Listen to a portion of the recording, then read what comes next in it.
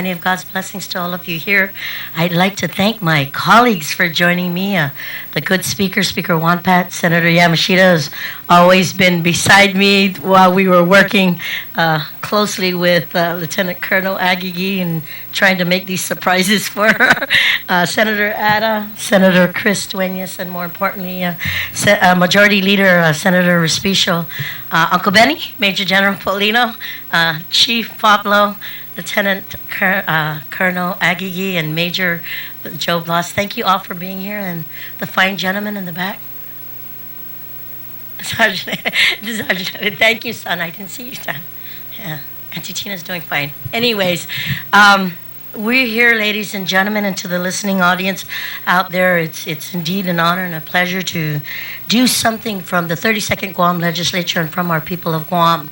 And for me, it's extra special because this individual that we're about to recognize, I've known at least, she's maybe a little bit over than a half a year older than me, but we've known each other at least 30, almost 40 years ago. And growing up with this young individual, if there was one thing I could say that I admire about her and looking from the different schools was how she was able to work closely with all her teammates, all the other athletes, but more importantly, the passion that she shared with her children, with her students, with her coaching, and there's just so much good. She's a lady from the South, and from Malesu, and a part of our family also. And growing up with her and watching her compete, but also to teach, was such a blessing for me because Donna and I are twins from Academy, and she's from GW,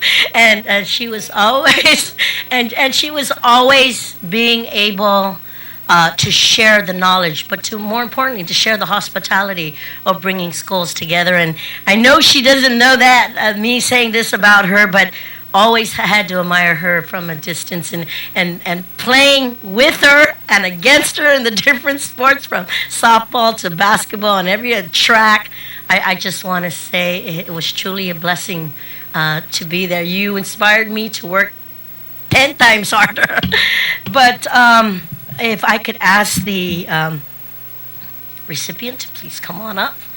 And Major General, if you can also join us. Chief, saying all this right.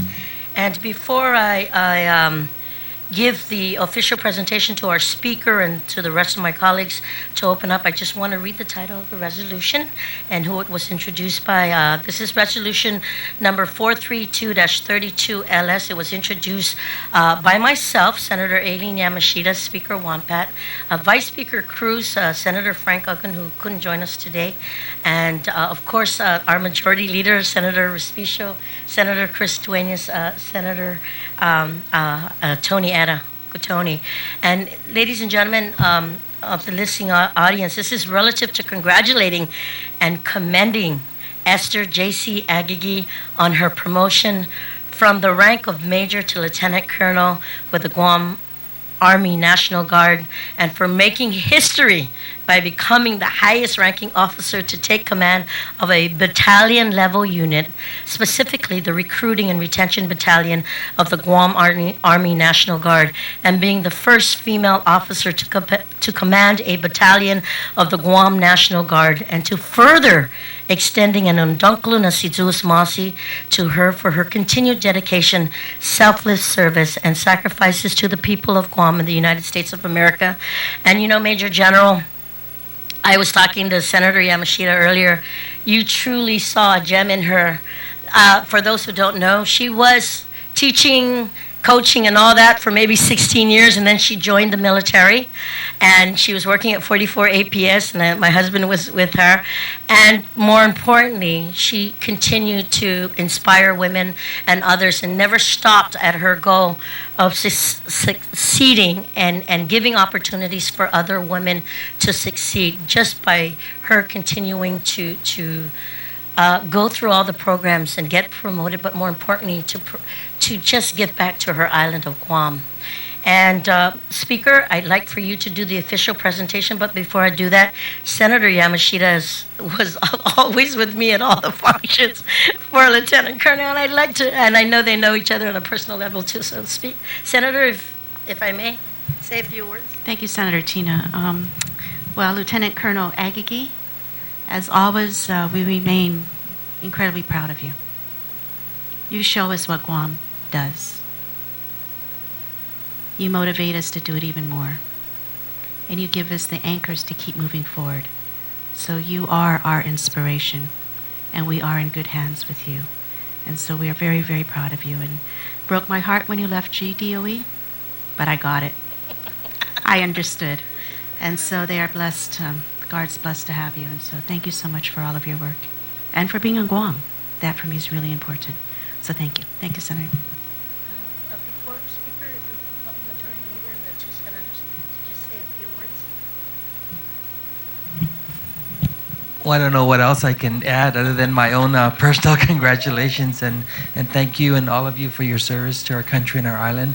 God bless you and continue to keep you safe. Thank you.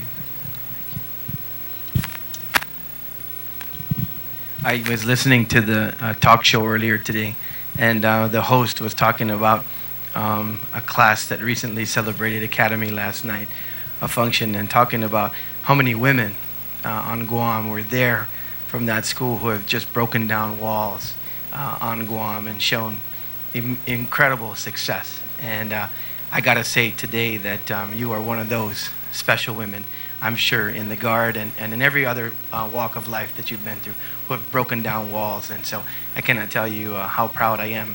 My staff put the red box on my schedule today, which means must attend. And I'm so glad they put the red box on this one because this is a must attend. And I just want to tell you how proud I am on behalf of the people of Guam. And I'm sure the country is extremely proud as well. Thank you and God bless. Lieutenant Colonel Aguigui, what an honor. What an honor, ma'am, to be here in front of you. I met you many, many years ago. And it's just amazing how you just continue to climb up the ranks. No surprise, but it is amazing that you just continue. And hopefully maybe one day, who knows, you may become tagged, you know? I'm just saying. I'm just saying.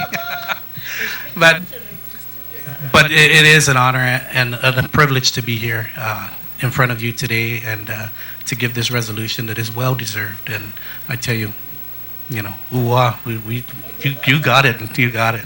Thank you, man. Gee, how do I follow all those? I would have to say, though, and I do agree with the senator, is that, you know, that definitely you are moving up the ranks, and I don't find it impossible at all that you will make it to the top.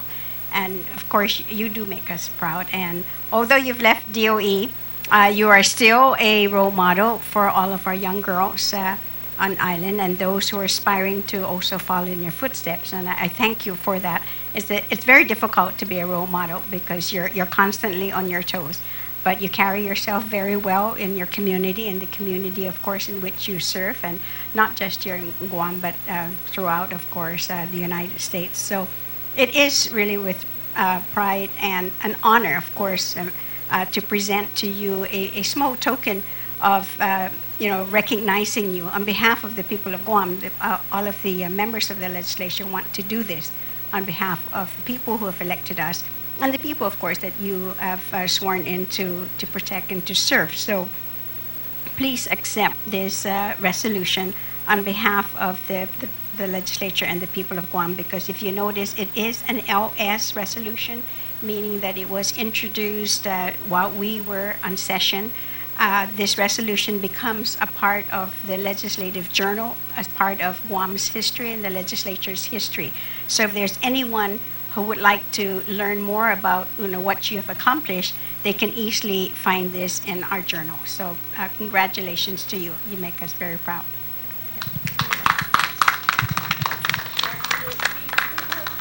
Speech. Mom's going to get you. For the first time, I'm actually speechless. I know that's quite unusual, but Senator and Speaker, Madam Speaker, and Senators, I humbly accept this.